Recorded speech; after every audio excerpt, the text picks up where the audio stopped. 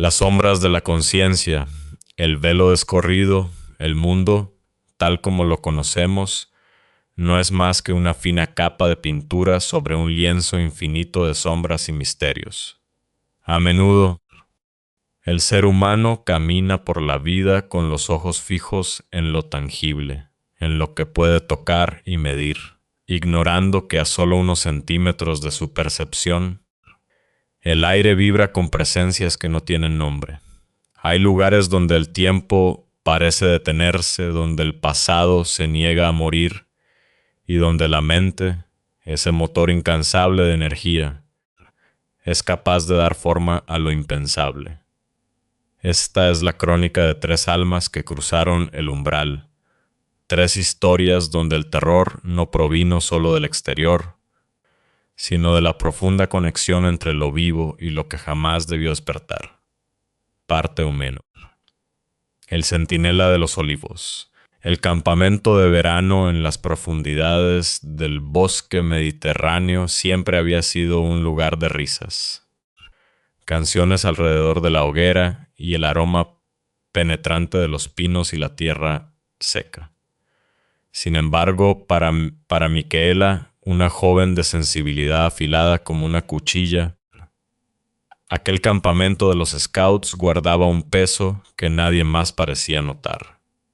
Era una noche de calor pegajoso, de esas que el aire no corre, y los insectos zumban con una insistencia frenética. Micaela se encontraba sumergida en una tristeza repentina y devastadora. Un llanto que le brotaba de las entrañas sin una razón aparente. El bosque, que durante el día era un patio de recreo, se había transformado al caer el sol en una masa informe de sombras amenazantes. Una de las monitoras veteranas, una joven de unos 17 años, la acompañó en un breve paseo para intentar calmar su angustia. Caminaron bajo la luz plateada de una luna a medias, hasta que Micaela decidió que necesitaba lavarse la cara y refrescarse. Se separaron. La joven scout tomó su neceser y comenzó a subir la cuesta que llevaba a los baños. Un camino de unos 20 metros flanqueado por olivos retorcidos que parecían extremidades de gigantes enterrados. Al final de la cuesta, un foco de luz halógena, instalado para evitar accidentes nocturnos, brillaba con una intensidad violenta, deslumbrando a cualquiera que subiera. Micaela entrecerró los ojos, protegiéndose con la mano. Fue entonces cuando la vio, recortada contra la luz blanca y cegadora, una figura humana permanecía inmóvil junto a los olivos. Era una silueta perfectamente definida, alta y robusta. Tenía los brazos cruzados sobre el pecho y movía un pie con una impaciencia rítmica, como un centinela que espera a alguien que llega tarde a una cita importante. Micaela se detuvo en seco. El vello de sus brazos se erizó. Por un segundo, pensó que era la monitora que acababa de dejar atrás, pero la lógica le gritó que era imposible. Ella se había ido en dirección opuesta. Además, aquella figura emanaba una energía que helaba la sangre a pesar del calor nocturno. No era miedo lo que sentía Micaela, sino un respeto ancestral. Una sensación de estar ante algo que no pertenecía a ese plano, pero que reclamaba su espacio con autoridad. A medida que se acercaba, la luz del foco le impedía ver los rasgos del rostro. Por una mezcla de educación y terror instintivo, Micaela bajó la mirada al pasar junto a la figura. Podía sentir el frío que desprendía, un vacío en el aire que succionaba el calor de su propio cuerpo. Caminó 2 metros más, con el corazón martillando contra sus costillas, y entonces la curiosidad pudo más que el instinto. Se giró. La figura dio un paso hacia la oscuridad de los olivos y, ante los ojos desorbitados de la joven, se desvaneció. No se ocultó tras un árbol, simplemente se deshizo en el aire, como el humo disipado por un soplido invisible. Micaela no esperó a que la aparición regresara. Corrió hacia los baños con los pulmones ardiendo. Allí encontró a un grupo de niños rodeando a otros scouts mayores que, entre risas macabras, contaban la leyenda de un antiguo instructor que había muerto años atrás, exactamente en el lugar donde Micaela acababa de ver la sombra. Pero lo que Micaela comprendió esa noche fue mucho más aterrador que un simple fantasma. Aquella entidad no era necesariamente el alma del muerto. Era una tulpa. Durante décadas, cientos de niños habían pasado por ese campamento, alimentando el miedo a ese rincón oscuro, proyectando su energía mental y su terror en el mismo punto exacto. La creencia colectiva había tomado forma. El miedo de los vivos había creado una criatura de energía que ahora habitaba los olivos, condenada a existir mientras alguien, en algún lugar, siguiera creyendo en ella. La mente humana no solo percibe el horror, a veces lo fabrica. Parte 2. El susurro del agua negra Elena siempre se consideró una mujer valiente. Podía disfrutar de las películas más sangrientas en la soledad de su habitación a las 3 de la mañana, sin que su pulso se alterara. Sin embargo, sentía una debilidad, la oscuridad absoluta. Para ella, la sombra no era la ausencia de luz, sino una presencia física que podía asfixiar. Ese verano, en la casa de sus abuelos en los valles más profundos de Asturias, esa vulnerabilidad se convertiría en su peor pesadilla. La finca era un paraíso de helechos y niebla, pero en una esquina olvidada del jardín, donde la maleza crecía con una hazaña inusual, se alzaba un pozo antiguo.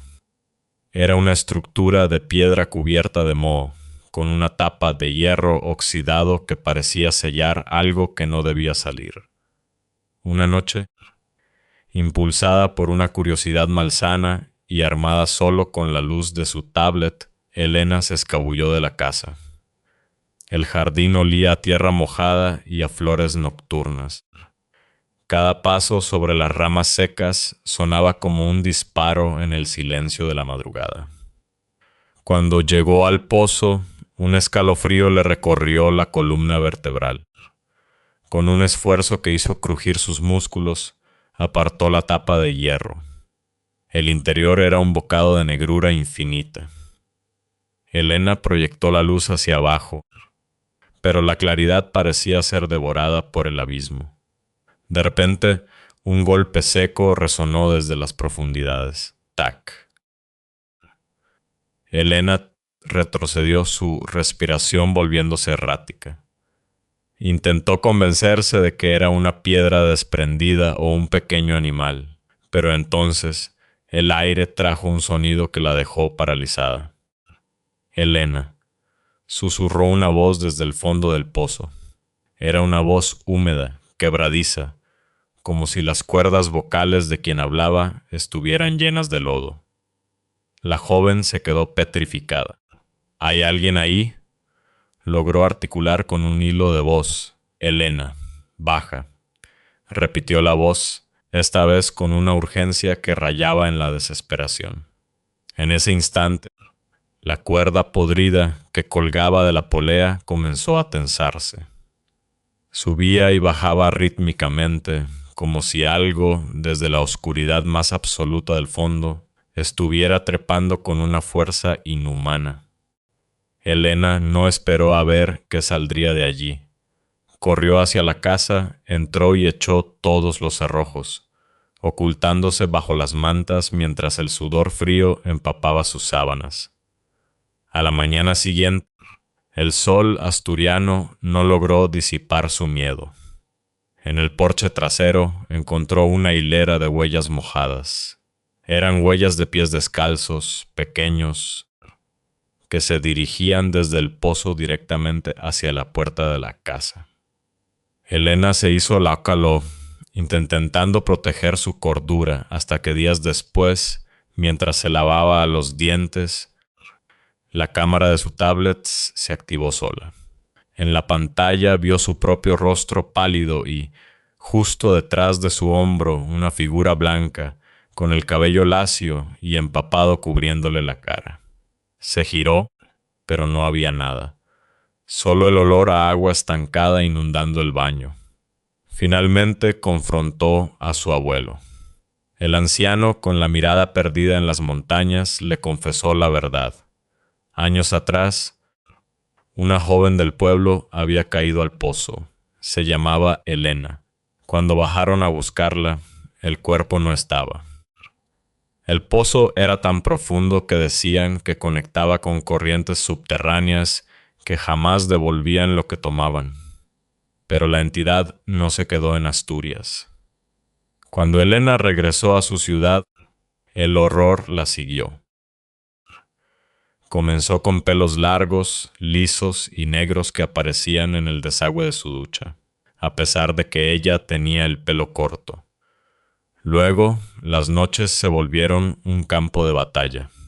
Una madrugada, a las 3:17, se despertó con un llanto que parecía emanar del mismo suelo de su habitación. Un llanto desgarrador que terminó con una frase susurrada al oído. Ya estoy aquí. A la mañana siguiente, una amiga le envió un audio que Elena supuestamente le había mandado a esa misma hora. Eran 30 segundos de sollozos bajo el agua y una voz gutural pronunciando el nombre de su amiga. Al revisar su teléfono, Elena encontró archivos grabados con el nombre Pozo. Eran audios de ella durmiendo, donde se escuchaba su respiración tranquila y, de fondo, una voz que no era la suya susurrando. «Baja, Elena, baja». El clímax llegó cuando su padre, un hombre escéptico, se encontró de frente con la sombra en el pasillo a las 3 de la mañana. Una silueta blanca, empapada, que lo miraba con una fijeza insoportable. Al revisar las cámaras de seguridad al día siguiente, vieron cómo la puerta principal se abría sola a las 3:16 y hizo una figura pálida, con la piel translúcida por el agua. Entraba descalza y se deslizaba hacia la habitación de Elena. Elena comprendió entonces que no solo había despertado un recuerdo, sino que había permitido que una soledad hambrienta se aferrara a ella. En sus libros de la escuela, encontró una nota escrita con su propia letra, pero con una caligrafía que no reconocía. Nos veremos en el pozo. La joven del agua no buscaba asustarla, buscaba una sustituta, alguien que compartiera con ella la eternidad en la oscuridad líquida. Parte 3. El vals de los difuntos. En el corazón de un barrio antiguo de la ciudad, el apartamento de la abuela, Carmen exhalaba un aroma a lavanda rancia y naftalina. Tras su muerte, sus nietas, Marta y Laura, se encargaron de vaciar aquel museo de recuerdos amarillentos. Marta, la más pragmática de las dos, se encargaba de los muebles pesados, mientras Laura se perdía entre los objetos del tocador. Fue allí donde descubrieron la caja de música. Era una pieza de madera de nogal, tallada con ángeles que parecían llorar. En el centro, una bailarina de porcelana, con el tutú desgastado, esperaba su turno para girar. Al abrir la tapa, una melodía melancólica y discordante inundó la habitación. Era un vals sat que parecía compuesto de suspiros. «Es preciosa», dijo Laura, hipnotizada por el movimiento de la figurita. Esa noche, Laura se quedó a dormir en casa de Marta. Pusieron la caja sobre la mesa del salón. A las 2 de la mañana, Marta se despertó al oír la melodía. Al salir al salón, Encontró la caja abierta bajo la luz de la luna. Laura estaba de pie ante ella, con los ojos vidriosos y fijos en la bailarina. Estaba en un trance profundo, moviendo los dedos al ritmo de la música. Cuando Marta la tocó, Laura parpadeó, confundida, sin recordar cómo había llegado allí. La segunda noche, el horror cobró una forma más física. Marta despertó y escuchó dos melodías entrelazadas, desafinadas entre sí, creando una cacofonía que hacía doler los dientes. En el salón, Laura no estaba quieta, estaba bailando. Sus movimientos eran rígidos, mecánicos, idénticos a los de la muñeca de porcelana.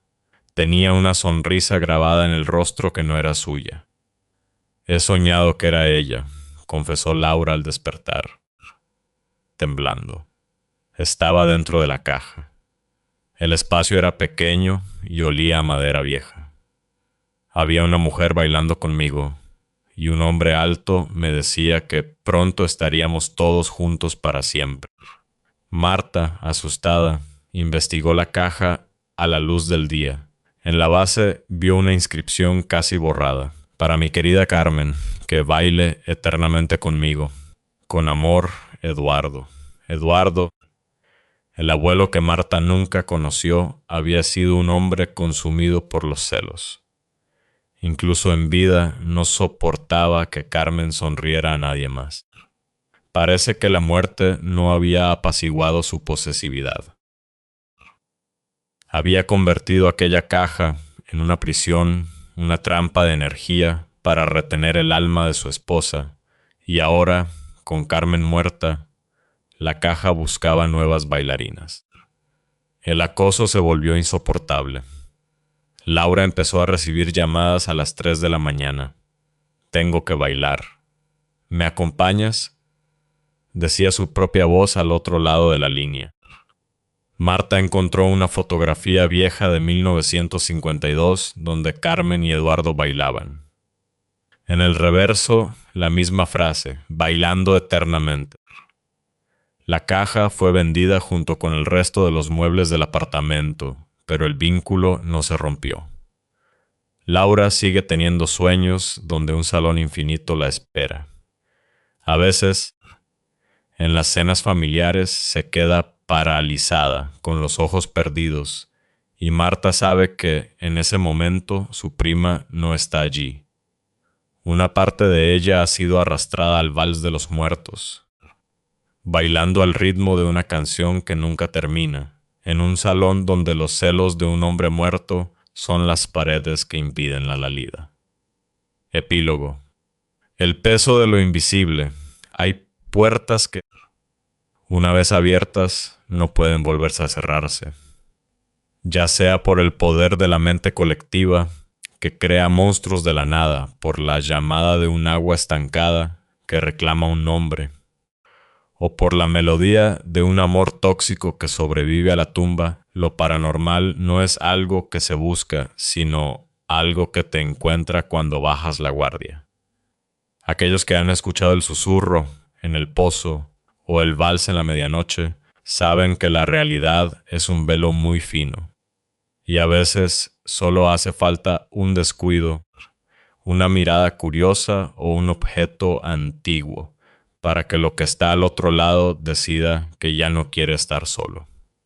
Si alguna vez sientes un frío repentino o escuchas tu nombre en un lugar donde nadie debería conocerte, no mires atrás. Hay bailes que duran toda una eternidad y pozos que no tienen fondo. Y en la oscuridad siempre hay algo esperando a que decidas bajar.